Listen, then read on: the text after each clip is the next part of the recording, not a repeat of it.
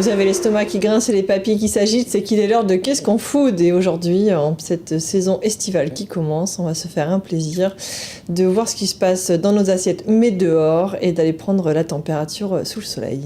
Et oui, en effet, on va aller découvrir un nouveau barbecue assez innovant, je crois, Mathilde, pour préparer nos grillettes de cet été, parce que serait un été sans saucisses qui grillent, sans ce délicieux fumet de viande grillée.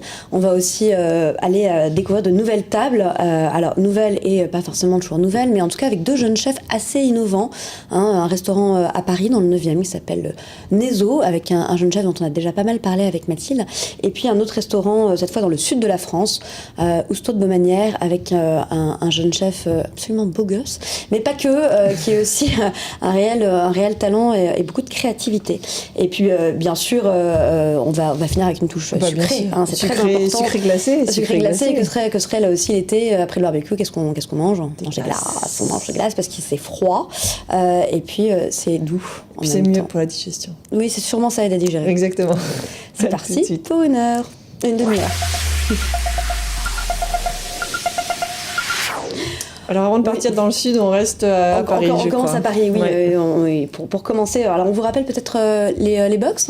Oui, tout à fait, bien sûr. On nous suit toujours sur les box, bien sûr. Alors on est sur 3 box, on est sur Free, à la chaîne 239, sur Bouygues, à la chaîne 137, et Orange, à la chaîne 222. Et vous pouvez nous poser toutes les questions que vous le souhaitez sur notre compte Twitter, hashtag et @qu'est-ce qu'on fout. Tout à fait. Alors, les restaurants, c'est parti. On commence par Paris. Donc, on va à Nezo. Alors, Nezo, le nom comme ça paraît un peu bizarre. Ça s'écrit Neso. Et ça veut dire nord-est, sud-ouest. Alors, les points cardinaux. Oui, il ne faut pas se perdre dans la cuisine. Il ne faut pas se perdre dans la cuisine. T'as raison. Ça correspond à une orientation qui est l'orientation idéale pour les caves à vin et les caves de fermentation.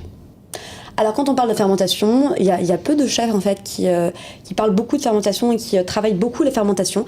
Mais il y a un jeune chef qui a pas mal parlé de lui ces dernières années, qui s'en est fait un espèce de cheval de bataille et dont toute la cuisine aujourd'hui tourne autour de ça.